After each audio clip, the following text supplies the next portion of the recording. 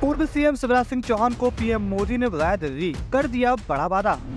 केंद्र में मिलेगी शिवराज सिंह चौहान को बड़ी जिम्मेदारी, एक चिट्ठी ने खोल दिए कई राज। 1.5 दशक से ज्यादा रहे एमपी के सीएम, अब केंद्र में क्या भूमिका निभाएंगे हमारे पूर्व सीएम।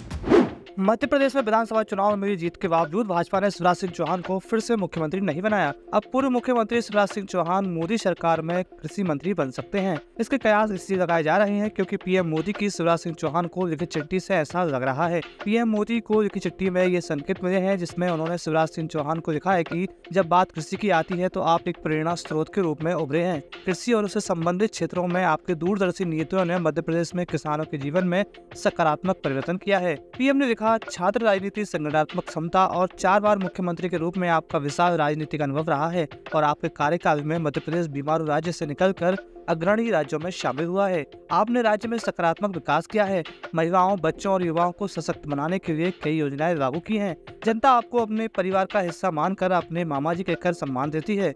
कृषि और उससे संबंधित क्षेत्रों में आपके दूरदर्शी नीतियों ने मध्य प्रदेश में किसानों के जीवन में सकारात्मक परिवर्तन किया है।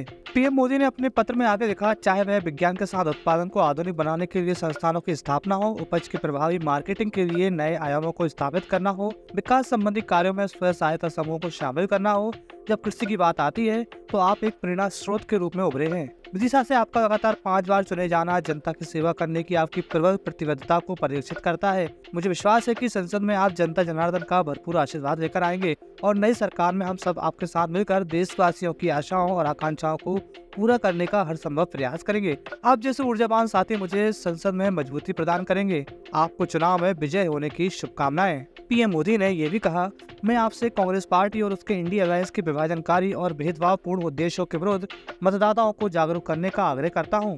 उनका इरादा SC, ST और OBC समुदाय से आरक्षण छीनकर अपने वोट बैंक को देना है।